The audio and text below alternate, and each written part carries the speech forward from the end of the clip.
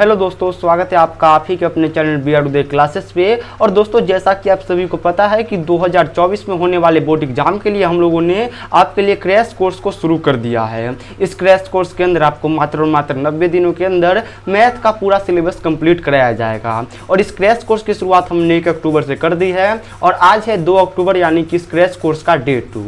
तो पहले वाला जो वीडियो मैंने आपको 1 अक्टूबर को दी थी, उसमें मैंने आपको मैथ की चैप्टर 1 वास्तविक संख्या के सारे बेसिक कॉन्सेप्ट को क्लियर करा दिए थे। और आज का जो हमारा वीडियो है उसके अंदर हम लोग क्लास 10th मैथ के चैप्टर 1 के एक्सरसाइज 1.1 को करेंगे। अब एक्सरसाइज 1.1 के अंदर जितने भी क्वेश्चन है हम लोग सबको आज के इस वीडियो के अंदर करेंगे। तो चलिए आज के इस वीडियो को शुरू करते हैं। देखिए, एक्सरसाइज 1.1 का जो पहला क्वेश्चन है वो आपसे ये कहता है कि निम्न का HCF यानी कि मॉस यूक्लिड विभाजन प्रमेयिका से ज्ञात करें। तो यूक्लिड विभाजन प्रमेयिका क्या होता है ये कल वाले वीडियो में मैंने आपको बता दिया था। अगर आपने वो वीडियो नहीं देखा है तो जाइए डिस्क्रिप्शन में, वहाँ पे आपको लिंक मिलेगा, वहाँ से जाकर के देख सकते हो। ठीक है, फिलहाल के लिए चलिए हम लोग इस क्वेश्चन को सॉल्व करते हैं। और इसमें इसका जो 3 पार्ट है, इस जो पहला क्वेश्चन है इसका 3 पार्ट है। पहला पार्ट है 135 और 225। तो 135 और 225 का आपको मौसम निकालना है। तो देखिए, ये तो सही बात है कि बोल रहा है यूक्लिड विभाजन प्रमेयिका से मौसम निकालो, लेकिन हम लोग क्या करते हैं, इसका सिंपल मौसम निकालते हैं। जैसे कि बचपन में सभी लोगों ने मौसम निकालना सीखा होगा, तो उसी विधि से हम लोग इसका मौसम निकालते हैं और बस यूक्लिड विभाजन प्रमेयिका के रूप में सजा देते हैं और हमें जो भी मार्क्स होता है ये मिल जाता है। तो वही आपको करना है। इन दोनों का आप लोग पहले जो सिंपल सा मौसम निकाल लो। मौसम निकालना आप लोग को आता ही होगा। तो देखो किसका मौसम निकालना है, तो 135 और 225 का हमें मौसम निकालना है। तो एक मरतबे जाएगा 125, तो यहाँ पे 1 लिख देते हैं और यहाँ पे 135 आ जाएगा। ठीक है, उसके बाद इसको घटाइए तो 5 में से 5 जाएगा तो 0, और ये इससे आ जाएगा 12 में से 9 जाएगा तो हो जाएगा 90। उसके बाद 1 रहेगा तो 1 में से गया तो कुछ नहीं बचेगा। उसके बाद इस वाले 135 को आप यहाँ पे उतार दीजिए, जैसा कि आप सभी को मौसम बनाना आता ही होगा। तो ये हो गया अपना 135। अब इस 135 में अगर आप लोग 90 से लगाओगे तो ये भी एक मरतबे ही जाएगा, यहाँ पे 90 आ जाएगा। यहाँ से क्या हो गया, तो यहाँ से 5 बच गया। उसके बाद अगर ये इससे लेगा 50 तो ये हो जाएगा इसके पास, ये हो जाएगा 13 में से 9 जाएगा तो ये हो जाएगा 4, ये खत्म हो गया। उसके बाद आप लोग यहाँ पे देखिए, उसके बाद हमारे पास सिचुएशन कुछ ऐसा बनेगा कि 90 को अंदर लेना होगा और इस 45 से लगाओगे तो 45 से लगाने पर ये 2 मरतबे में पूरा कट जाएगा। तो जैसे ही हमारे पास यहाँ पे 0 आ गया तो ये वाला जो होता है ये HCF यानी कि मौसम कहलाता है। तो ये तो हमारा फॉर्म बन गया। अब देखो एक चीज आपको ध्यान रखना है कि ये जो बीच वाला होता है ये A होता है, ये जो इधर साइड का होता है ये B होता है, और ये जो होता है ये Q होता है, और ये जो नीचे बचता है ये R होता है।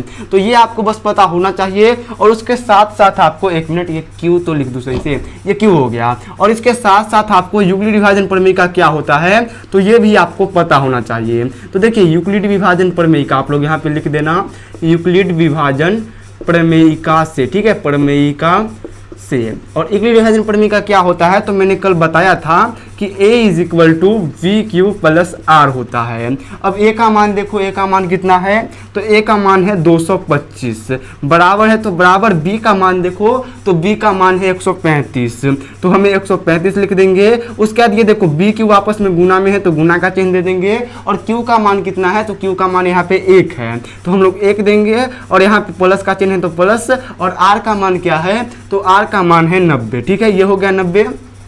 उसके बाद देखिए ये जो है इसका मीटर समाप्त हो गया। अब यहाँ पे अगर इसमें देखोगे तो यहाँ पे ये A हो जाता है, ये R बदल करके B हो जाता है, और ये Q हो जाता है, और ये R हो जाता है। तो इसको भी आपको दोबारा सजाना होगा। दोबारा में क्या होगा, A का मान, तो A का मान 135 है, तो ठीक है यहाँ पे हम लोग 135 लिख देंगे, बराबर का बराबर। अब देखो B का मान, तो B का मान क्या हो गया, ये 90 B का मान हो जाएगा, तो यहाँ पे ये 90 हो गया। उसके बाद देखो Q का मान, तो Q का मान यहाँ पे भी 1 है तो 1 देंगे। और उसके आप लोग देखो R का मान, तो R का मान यहाँ पे 45 है, तो ये भी आप लोग आराम से दे दोगे।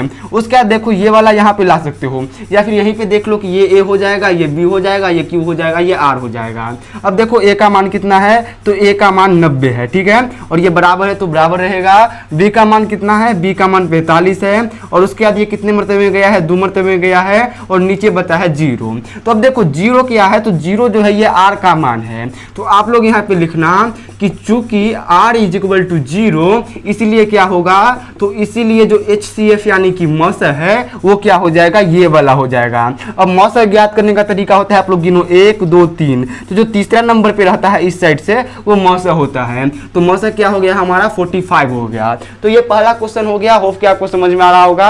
अब चलिए दूसरे क्वेश्चन को देखते हैं। तो दोस्तों देखिए, अब जो आपके पास दूसरा क्वेश्चन दिया गया है उसमें आपको बोला है कि 196 को 38,220 से मतलब इन दोनों का आपको HCF निकालना है। तो चलिए हम लोग देखते हैं कि इन दोनों का HCF कैसे निकलेगा। ये थोड़ा सा लेंदी होगा क्वेश्चन, लेकिन फिर भी हम लोग कर लेंगे। वही करेंगे कि इधर आप लोग रफ में निकालना, उसके बाद इधर आप लोग लिख देना। तो रफ में निकालिए। देखिए 38,220 ये सबसे बड़ी संख्या है, तो इसको आपको बीच में लिखना है, और भाग किससे लगाना है, तो 196 से लगाना है। अगर भाग लगाना शुरू करोगे तो सबसे पहले तो 1 से लगा दो, कितनी मर्तबे में जाएगा, तो 196 हो जाएगा।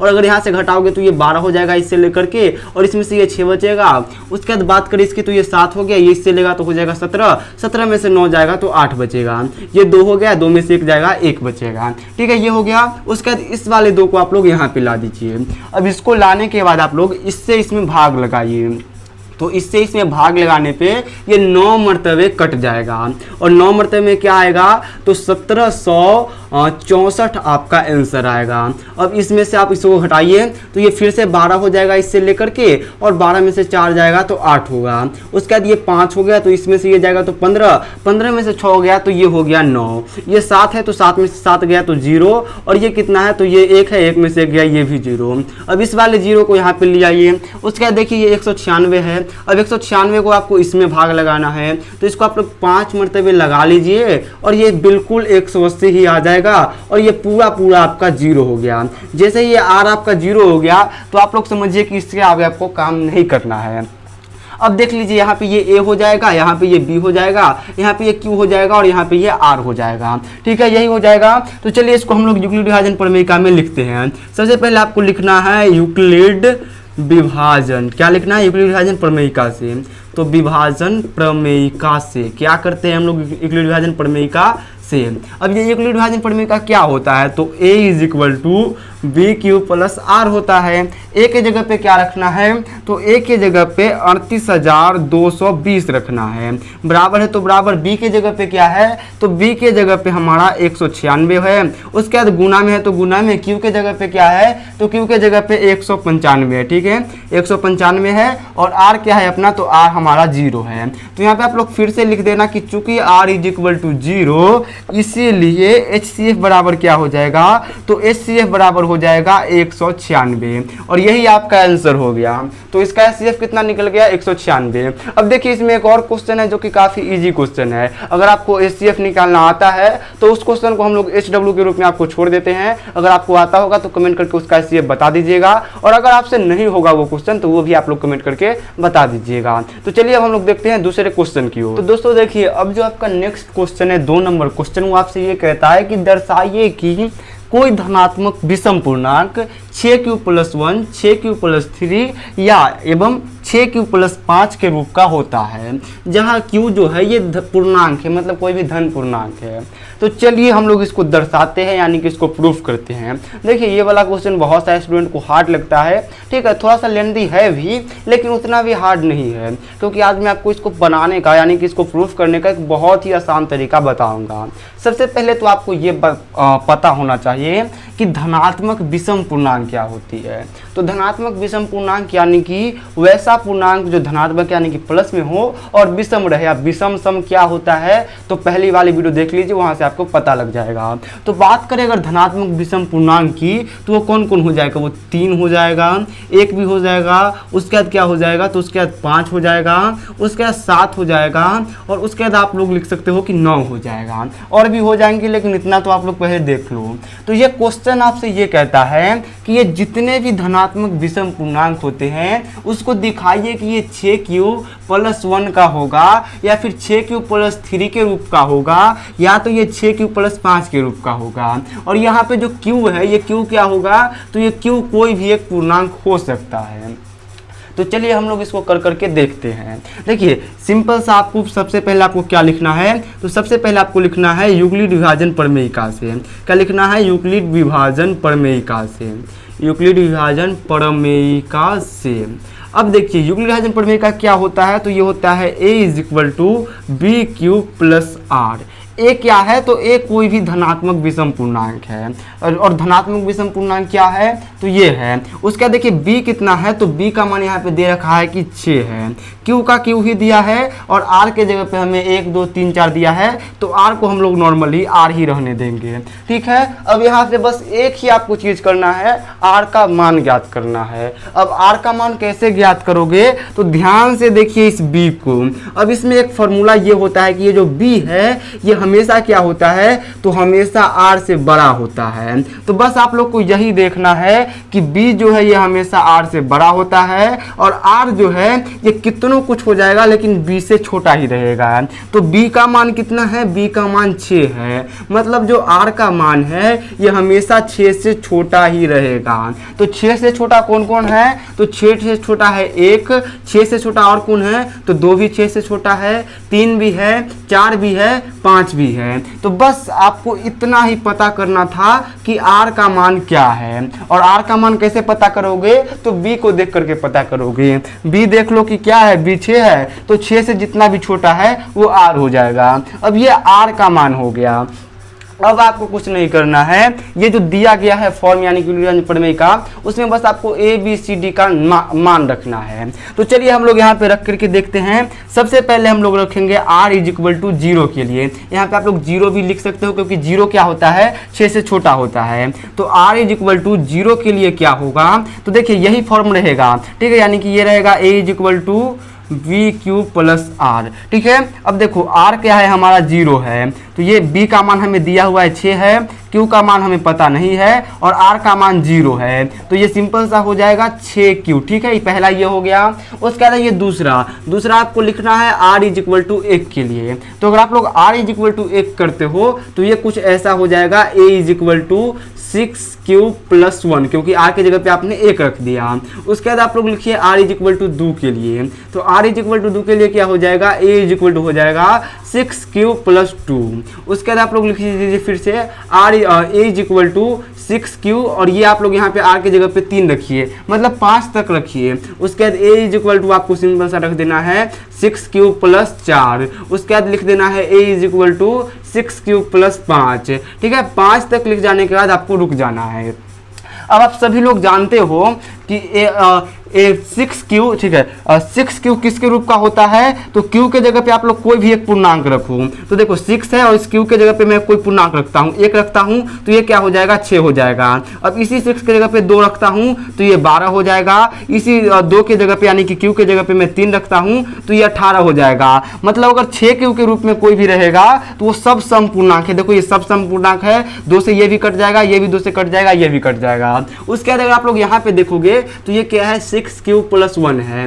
6 के 6 ही रखो, और हमें बताया गया है कि q कोई पूर्णांक है, तो कोई ही पूर्णांक आप लोग लिखिए। तो पहला पूर्णांक आप लोग रख सकते हो, उसके जगह पे 1 और प्लस में 1 आ जाएगा, ठीक है। तो यहाँ पे देखो 6 एकम क्या हो जाएगा, 6, और ये प्लस वाला 1 यानी कि ये 7 हो जाएगा। तो 7 क्या है, एक प्रकार का विषम पूर्णांक है। वैसे ही आप लोग यहाँ पे 2 रख सकते हो, 3 रख सकते हो, जो मर्जी आप लोग वो रख सकते हो। तो पहला हमें ये पकड़ा गया कि ये एक प्रकार का क्या है, तो सम पूर्णांक का रूप है। उसके बाद आप लोग इसमें देखिए, तो इसमें भी आप लोग q के जगह पे 1 2 3 4 रखोगे तो ये क्या हो जाएगा, मान लीजिए आपने 2 रखा तो 6 दूना 12 हो जाएगा, और ये 14 हो जाएगा। तो 14 क्या होता है, 14 एक प्रकार का सम पूर्णांक होता है। तो ये भी विषम नहीं होगा, तो इसको काट दीजिए, ठीक है, इसको भी काट दीजिए, और इसमें आप लोग टिक लगाइए। उसके बाद इसको देखिए, तो यहाँ पे अगर आप लोग q के जगह पे 1 रखते हो, 2 रखते हो, कोई भी रखते हो, मान लीजिए कि आपने 4 ही रखा, तो कितना हो जाएगा, 6 चक 24 हो जाएगा, और उसके बाद 3 जुड़ करके ये कितना हो जाएगा, तो ये 27 के बराबर हो जाएगा। अब 27 क्या है, तो एक प्रकार का विषम पूर्णांक है। वैसे ही आप लोग देखिए इसमें, तो मतलब कि ये क्या हो जाएगा, एक विषम पूर्णांक। तो इसको भी आप लोग सही कर लीजिए या फिर टिक लगा दीजिए।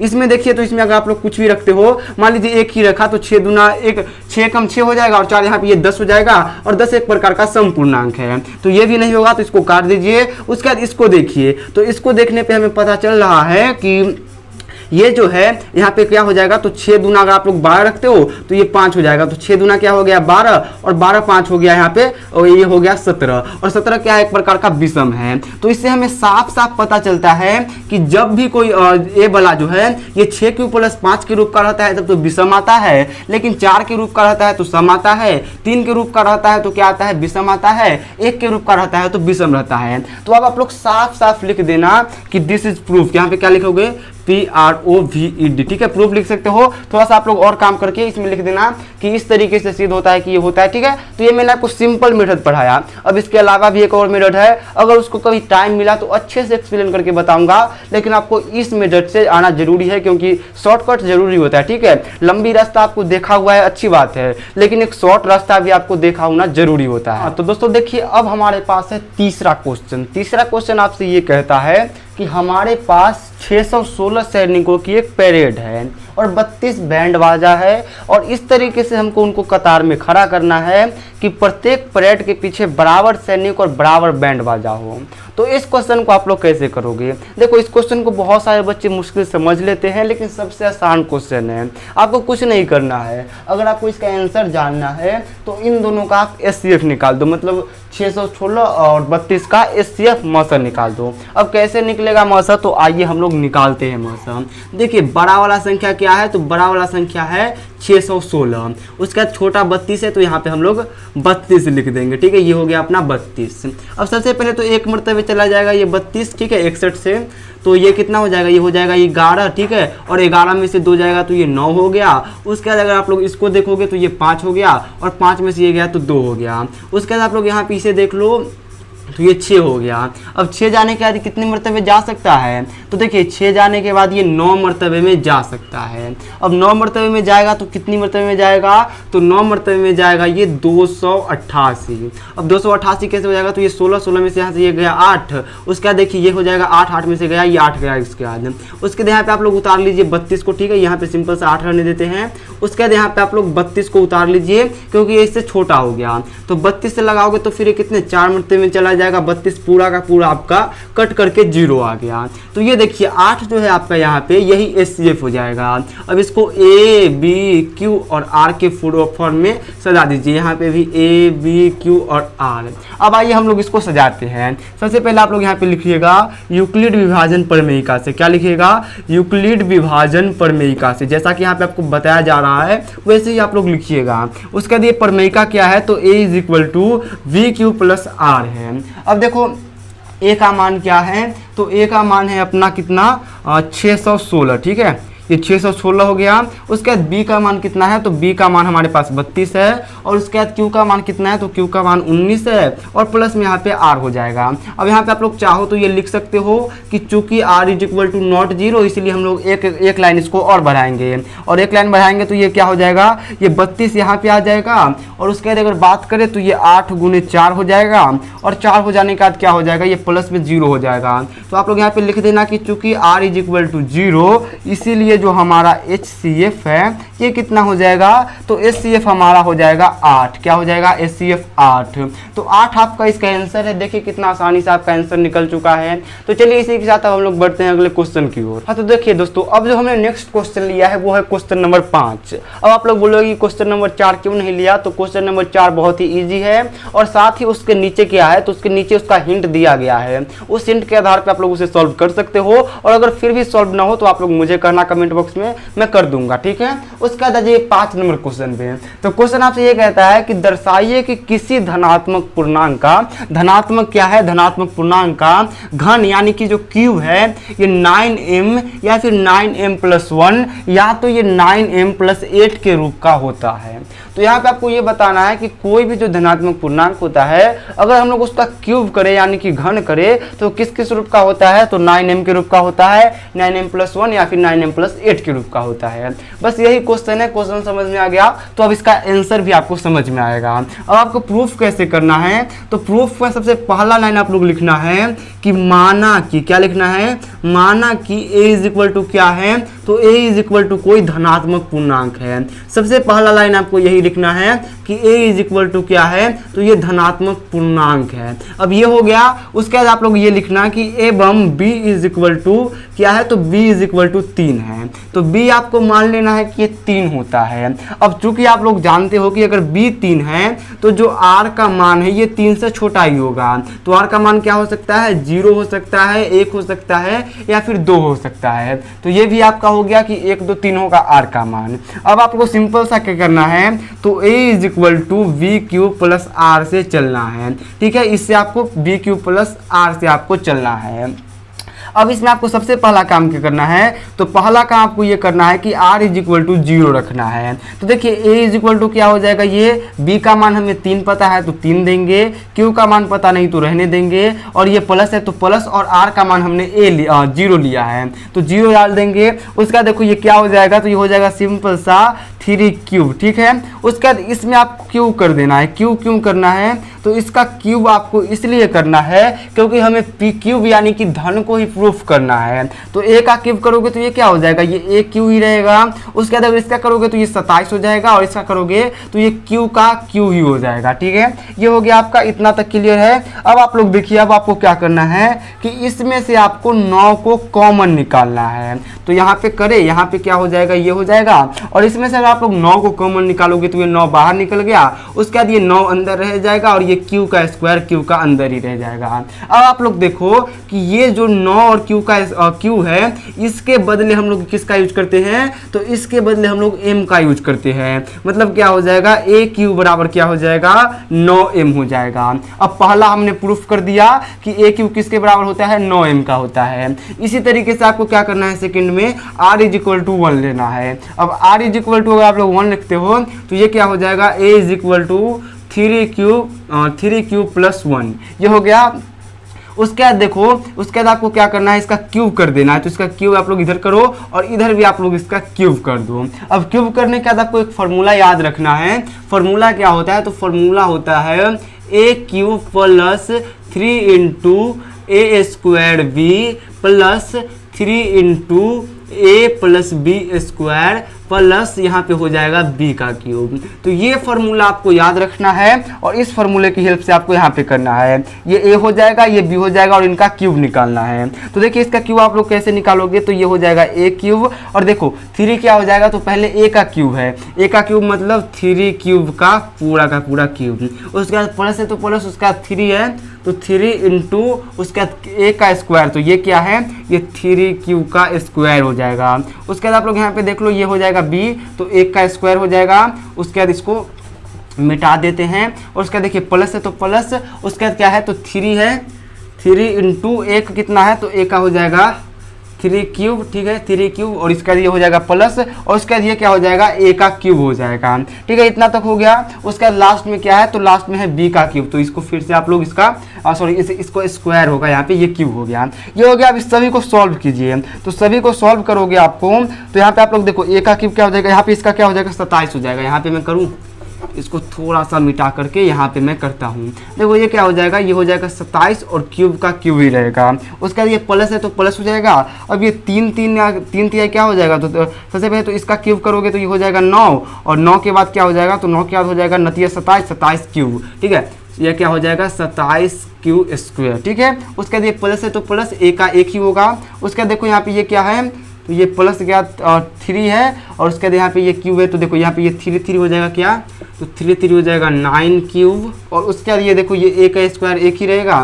ठीक है, तो इसको आप लोग यहाँ पे 1 लिख सकते हो लास्ट में, और ये फिर से प्लस में 1 ही हो जाएगा। ठीक है, ये प्लस में 1 हो जाएगा। ठीक है, यहाँ पे आप लोग प्लस में 1 हो जाएगा। अब यहाँ पे आप लोग क्या करो, यहाँ पे आप लोग 9 को कॉमन निकाल लो। तो 9 कॉमन निकालोगे तो यहाँ पे क्या बच जाएगा, तो तो 27 में से 9 कॉमन निकालोगे तो 3 बच जाएगा और इसको बच जाएगा क्यू स्क्वायर। उसके बाद ये हो जाएगा, उसके बाद यहाँ से भी निकल जाएगा तो ये हो जाएगा 3 और क्यू का स्क्वायर। उसके बाद 1 का 1 ही रहेगा। उसके बाद ये हो जाएगा 9, इसके बाद यहाँ से हो जाएगा क्यू और ये प्लस का 1 हो जाएगा। अब इस पूरे को आपको m मान लेना है और ये 9 का 9 ही रहेगा और ये प्लस 1 का 1 ही रहेगा। तो हमने ये भी प्रूफ कर दिया कि a का क्यूब क्या होता है, तो 9m + 1 का रहता है। अब इसको थोड़ा सा मैं इधर से मिटा देता हूँ और उसके बाद आपको मैं आगे का बताता हूँ कि आगे आपको क्या करना है। तो ये वाला सूत्र आप लोग याद रखिएगा, उसी सूत्र की हेल्प से आपको आगे भी सॉल्व करना है। ठीक है, आइए यहाँ पे हम लोग सॉल्व करते हैं। अब यहाँ पे आपको कुछ नहीं करना है, r इज सिंपल सा 2 ले लेना है। अब जैसे ही r इज 2 लिखोगे तो फिर से a इज क्या हो जाएगा, 3 क्यूब हो जाएगा प्लस में 2 हो जाएगा। अब दोनों तरफ इसका क्यूब कर दो, ठीक है, इसका भी कर दो क्यूब। अब वही वाला फार्मूला लगाओ तो फार्मूला क्या हो जाएगा, फार्मूला के अकॉर्डिंग हो जाएगा a और इसका हो जाएगा पूरे का क्यूब। उसके बाद प्लस हो जाएगा, उसके बाद 3 हो जाएगा और 3 इंटू क्या हो जाएगा a यानी कि इसका स्क्वायर हो जाएगा। ठीक है, और उसके बाद फिर से स्क्वायर क्या दिए, फिर से गुना में होगा और गुना में होने का दिए b रहेगा। उसके बाद प्लस लिखो, उसके बाद यहाँ पे फिर से 3 लिखो, थोड़ा सा लेंदी है लेकिन हो जाएगा। अब यहाँ पे इसको 3 लिखने के बाद आप लोग क्या करोगे, और इस बार इसको ऐसे ही रहने दो तो ये हो जाएगा 3 क्यूब और इसको फिर से गुना करो और इसको इसका स्क्वायर कर दूँ तो 2 का स्क्वायर हो गया।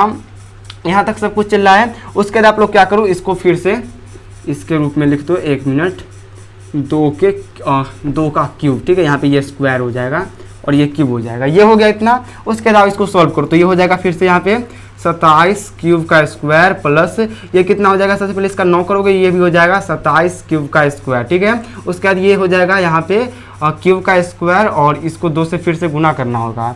1 मिनट, ये हो जाएगा 27 और देखो सबसे पहले तो ये हो जाएगा 9, उसके बाद 9 से इसको गुना करोगे 27 दूना क्या हो जाएगा, तो 27 दूना हो जाएगा मेरे ख्याल से 20 20 40 और यहाँ पे हो जाएगा ये 54 और उसके बाद ये क्या हो जाएगा 54 क्यू स्क्वायर। ठीक है, उसके बाद प्लस उसके बाद इसको गुना करोगे तो ये 3 3 9 हो जाएगा और इसका स्क्वायर हो जाएगा तो ये हो जाएगा 4 और 4 को करोगे इससे गुना तो ये कितना हो जाएगा और 9 फिर से ये हो जाएगा 9 6 36। ठीक है, यहाँ पे ये 36 क्यूब हो गया। ठीक है, इस स्क्वायर नहीं होगा इस बार तो। उसके बाद ये प्लस हो गया, उसके बाद ये क्या हो जाएगा, तो ये हो जाएगा प्लस का 2 का स्क्वायर करोगे तो कितना हो जाएगा, तो ये हो जाएगा 8। ठीक है, अब देखो अब यहाँ पे आपको फिर से 9 को कॉमन निकाल लेना है तो यहाँ से बचेगा 3 क्यूब का। उसके बाद यहाँ से अगर आप लोग लिखाओगे तो यहाँ पे 6 बच जाएगा और क्यूब बच जाएगा। यहाँ से निकालोगे तो यहाँ पे सिंपल सा यहाँ पे तो 1 मिनट, इसको अगर आप लोग यहाँ से करोगे ऐसे ऐसे, देखो यहाँ पे ये यहाँ पे मैंने कुछ गलती करा होगा, यहाँ पे 9 होना चाहिए था। ठीक है, क्योंकि 9 को निकालोगे तो यहाँ पे सिंपल सा क्यू बचना चाहिए। ठीक है, क्यू हो गया। उसके बाद देखो या फिर आप लोग यहाँ पे छोड़ो, क्यू नहीं होगा, प्लस हो करके यहाँ पे 1 मिनट 36 था और क्यू था ना जी, तो 36 क्यू हो गया। अब यहाँ पे देखो यहाँ पे 4 क्यू बच जाएगा है ना, उसके बाद यहाँ पे 8 हो गया, ये हो गया। उसके बाद इस पूरे को आपको m मान लेना है तो ये m हो गया, यहाँ से ये 9 आ जाएगा, यहाँ पे ये प्लस 8 हो जाएगा तो ये हमने इसको भी प्रूफ कर दिया। तो इस तरीके से आप लोग प्रूफ कर सकते हो। थोड़ा सा लेंदी है लेकिन मैं गारंटी के साथ कह सकता हूँ कि ये क्वेश्चन तो एग्जाम में नहीं आएगा, मैं गारंटी जानता हूँ क्योंकि पैटर्न में जानता हूँ कि कहाँ से क्वेश्चन पूछता है। तो बस आप लोग ऐसे ही इस क्वेश्चन को बना लीजिए फन में, लेकिन पूछेगा नहीं। तो चलिए आपका ये एक्सरसाइज खत्म होता है। अब मिलते हैं नेक्स्ट वीडियो में, तब तक के लिए बाय बाय।